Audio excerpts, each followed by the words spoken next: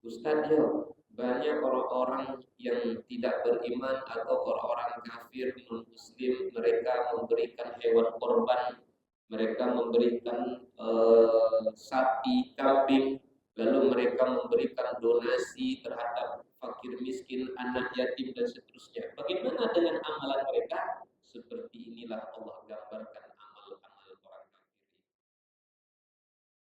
A'udzubillahi minasyaitonirrajim. Bismillahirrahmanirrahim. Assalamualaikum warahmatullahi wabarakatuh. Alhamdulillahirabbil alamin wassalatu wassalamu ala asyrofil anbiya'i wal mursalin wa ala alihi wa ashabihi ajma'in. Rabbi shrah li sadri wa yassir li amri wahlul 'uqdatam min lisani yafqahu qawli. Dalam surat Thaha Allah Subhanahu wa taala berfirman ayat 112. Bismillahirrahmanirrahim. Wa man ya'mal minas salihati wa huwa mu'minun fala yakhafu dhulman wa la hadma. Shadaqallahul azim.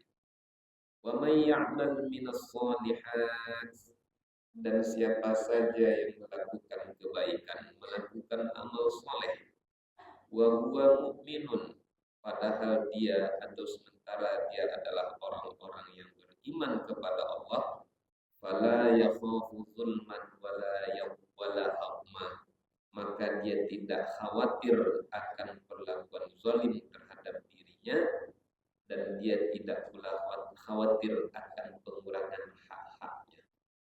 Dan siapa saja yang melakukan amal soleh sementara dia dalam keadaan beriman, maka orang-orang itu tak akan khawatir dia akan apapun bentuk kezaliman, ketidakadilan terhadap dirinya, dan dia pun tidak khawatir tetap akan pengurangan hak-haknya.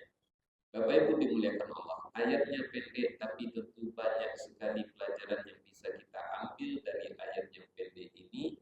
Dengan waktu kita yang pendek, ada beberapa poin yang ingin kita sampaikan. Apa saja dianya pelajaran ibrah yang bisa kita ambil dari ayat yang pendek surat Thaha ayat 112 ini? Maka yang pertama, Bapak Ibu dimuliakan Allah, syarat diterimanya amal seorang hamba itu adalah iman. Allah akan memberikan pahala, Allah baru akan menerima amal hambanya kalau hamba itu beriman kepadanya. Lalu bagaimana dengan orang-orang yang tidak beriman kepada Allah? Bagaimana dengan orang-orang yang kafir? Akankah Allah memberi balasan, Allah terima segala amalnya? Maka dalam surat Al-Furqan ayat 23 Allah berfirman, wa qadimna ila ma 'amilu min 'amalin faj'alnahu haba'an mansura. Dan kami kemukakan, kami tampakkan segala amal yang mereka lakukan, faj'alnahu, lalu amal mereka itu kami jadikan haba'an mansura, bagaikan debu yang berterbangan.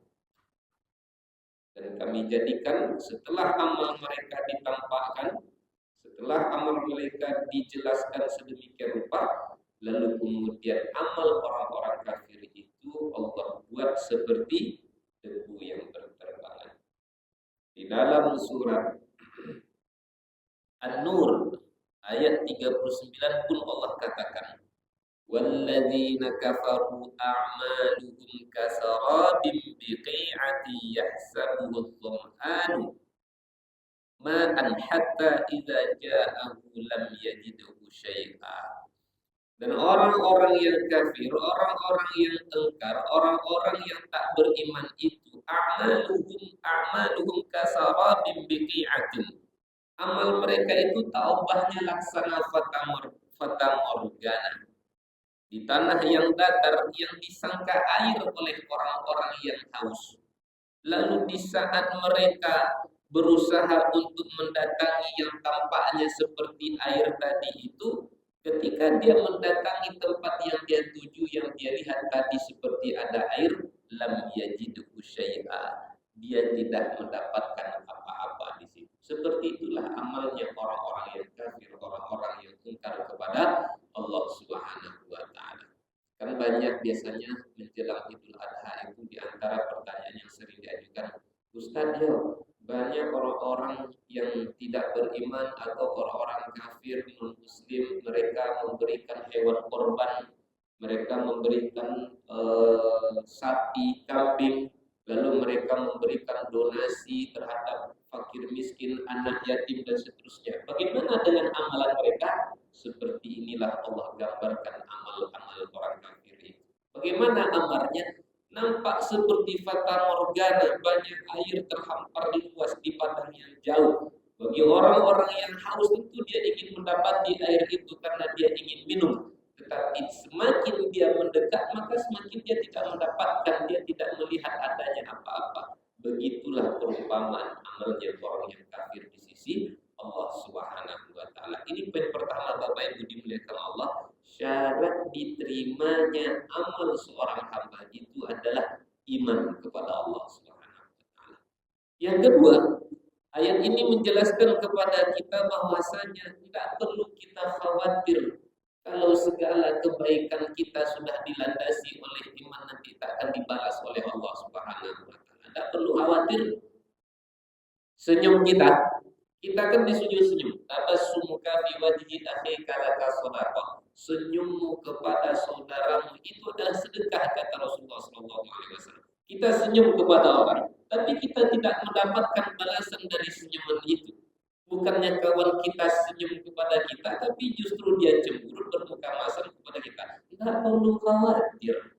Kita kan berbuat atas landasan iman. Makanya tadi di awal ayat Allah katakan, siapa yang melakukan amal soleh padahal dia beriman, jangan khawatir engkau tidak akan mendapatkan keadilan di sisi Allah Subhanahu wa taala. Alhamdulillah kalau dia balas dengan senyuman, alhamdulillah. Tapi kalaupun dia tidak membalas senyuman kita, Bapak Ibu dimuliakan Allah, yang jelas kita kan sudah bersedekah, dihitung sebagai amal soleh. Kita berbuat kan karena Allah. Maka betapa mudahnya bagi kita untuk melakukan amal soleh, betapa mudahnya bagi kita untuk meraup untung sebanyak-banyaknya di sisi Allah Subhanahu wa taala. Itulah Allah. Bapak Ibu dimuliakan Allah. Kalau kita mengecewakan manusia sekali saja, kita kadang-kadang akan mendapatkan satu pepatah. Apa pepatahnya? Sekali lancung ke ujian, seumur hidup orang tak percaya. Orang akan benci kepada kita. Tapi kalau kita berkali-kali PHP-in Allah, marah tak Allah sama kita? Masih terbuka tak pintu rahmat Allah kepada kita? Masih terbuka. Kita PHP-in Allah bagaimana? Contoh, nanti malam aku akan sholat tahajud jam setengah 3. Ujung-ujungnya jangankan sholat tahajud jam setengah 3, tapi subuhnya jam 6:04 di PHP-in Allah. Masih terbuka tak pintu rahmat Allah kepada kita? Masih terbuka. Malam besok pengen lagi. Saya malam besok karena tadi tak bangun. Kalaupun bangun tadi karena mata saya mengantuk, akhirnya saya tunggu. Ujungnya tertidur juga. Besok saya mau sholat tahajud. Di PHP lagi Allah. Kita kecewakan Allah. Allah masih terbuka tak pintu rahmatnya kepada kita? Masih terbuka. Bahkan di saat kita bermaksiat pun kepada Allah, rahmat Allah tetap terbuka. Sehingga kan Nabi katakan dalam hadis qudsi, Allah berfirman, wahai anak Adam, kata Allah, sekiranya dosamu sampai ke langit yang ketujuh. Wahai anak Adam, sekiranya dosamu sampai ke 7 lapis bumi. Sumastaghfartani, kemudian engkau datang untuk bertobat minta ampun kepadaku, ghafartulah, aku akan ampuni, wala ubali, dan sedikit pun aku tak peduli dengan setiap dan sebanyak apapun dosa yang telah engkau lakukan. Jadi poin yang kedua, jangan khawatir kalau kita tidak mendapatkan keadilan di sisi Allah Subhanahu wa taala. Sekalipun nanti kalau di mata manusia, di hukum manusia kita tidak mendapatkan keadilan, contohnya kita telah melakukan kebaikan, tapi kemudian bukan yang baik yang kita dapatkan, tapi justru kezaliman juga yang kita dapatkan. Bapak Ibu dimuliakan, belajar kita kepada Buya Hamka. Apa yang dialami oleh Buya Hamka? Kurang apa perjuangan Buya Hamka untuk keutuhan bangsa dan negara kesatuan Republik Indonesia? Kurang apa cintanya kepada Presiden Soekarno? Tapi pada akhirnya beliau dipenjara, beliau dituduh untuk menggulingkan presiden, dituduh berkhianat kepada negara kesatuan Republik Indonesia. Bahkan sampai-sampai penindasan kezaliman yang dialami oleh Buya Hamka di dalam penjara, bahkan dalam penjelasan guru-guru kita sampai Buya Hamka pun disuruh untuk minum kencing sipirnya penjara. Sepertinya tidak mendapatkan keadilan, tapi Allah kan sudah mengatakan jangan kamu khawatir akan bahwasanya engkau tidak mendapatkan keadilan di sisi Allah Subhanahu wa taala. Tentu kita ingat dengan satu ayat. Asa antakrahu syai'an fa huwa khairun lakum. Boleh jadi kamu benci kepada sesuatu, tapi yang kamu benci justru yang terbaik bagimu. Dan bisa jadi kamu suka kepada sesuatu, tapi yang kamu suka justru yang terbaik, yang terburuk untuk dirimu. Apa hikmah Buya Hamka ditahan lebih kurang 2 tahun 6 bulan di dalam penjara? Di antara manfaatnya, dengan 2 tahun 6 bulan Buya Hamka di dalam penjara itu, selesailah dia menulis kitab Tafsir Al-Azharnya. Selesai dua juz itu sebelum masuk penjara sudah diselesaikan, juz 29 atau 30 kalau saya tak salah.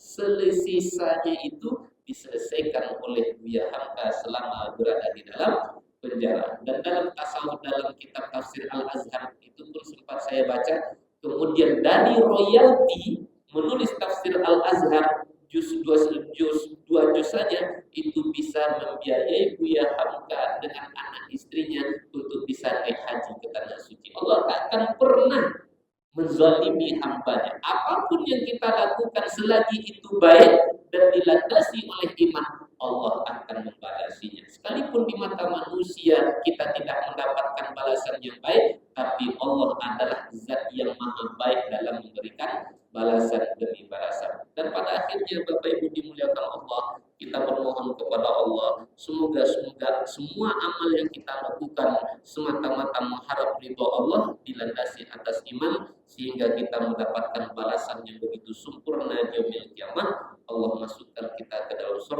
surganya yang paling tinggi, Firdaus Al-A'la. Amin ya rabbal alamin. Mohon maaf atas segala kesalahan. Terima kasih atas segala perhatian. Wabillahi taufiq wal hidayah. Wassalamualaikum warahmatullahi wabarakatuh.